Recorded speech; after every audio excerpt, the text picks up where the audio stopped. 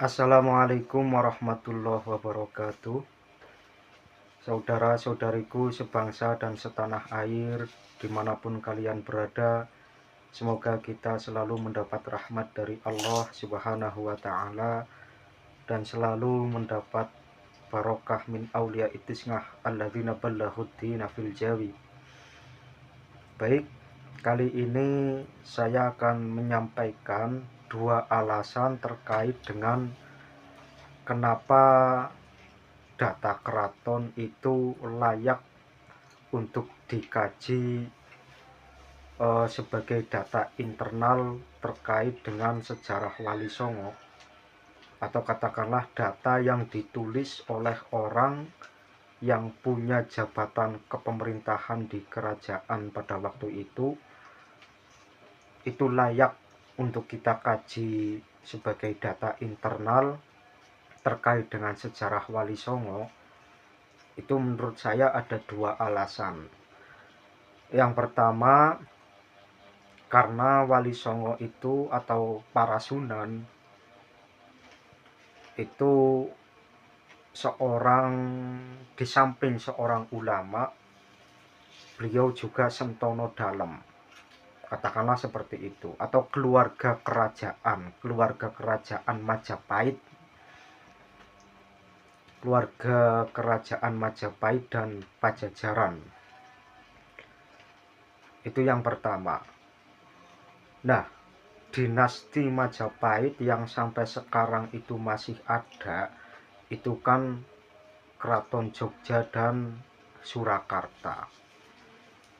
Walaupun nama dinastinya bukan lagi dinasti Majapahit, sudah berganti nama, tapi kan Keraton Jogja Surakarta itu kan dari Mataram Islam dari Pajang dari Demak Bintoro, Demak dari Majapahit.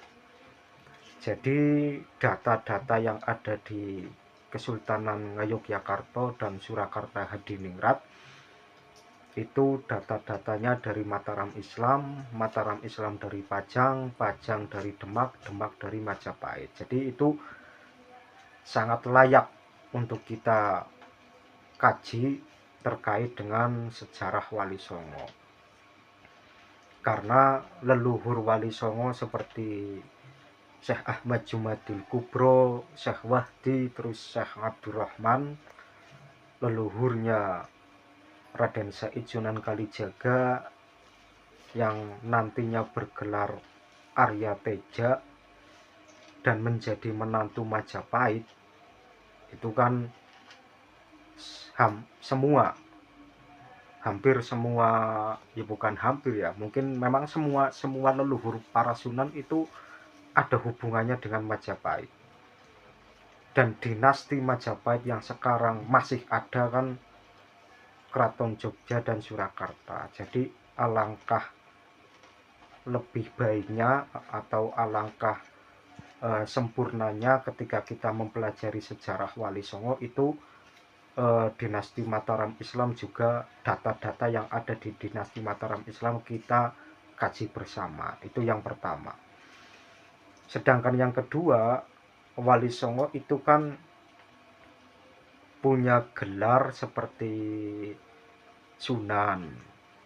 Atau ketika kita mempelajari sejarahnya Wali Songo kan nanti ada gelar-gelar yang itu adalah gelar-gelar legalitas formal dari kerajaan, seperti Sunan, Susuhunan, ada Panembahan, ada Ki Gede dan lain sebagainya. Itu kan gelar-gelar formalitas kerajaan pada waktu itu. Kan sangat lucu sekali ketika kita mempelajari sosok manusia yang itu gelarnya, yang memberi gelar formalitasnya dari kerajaan, kok kita tidak memahami datanya lewat kerajaan itu sendiri, kan aneh. Itu ada Sunan, Susuhunan, ada Panembahan, ada Ki Gede dan lain sebagainya, macam-macam. Itu kan gelar-gelar kerajaan pada waktu itu. Maka data-data, sekali lagi data-data yang ada di dinasti Mataram Islam Yogyakarta atau Surakarta, atau data yang ditulis oleh orang yang menjabat kepemerintahan kerajaan pada waktu itu layak sekali untuk kita kaji terkait dengan sejarah Wali Songo. Itu saja dari saya, semoga bermanfaat. Assalamualaikum warahmatullahi wabarakatuh.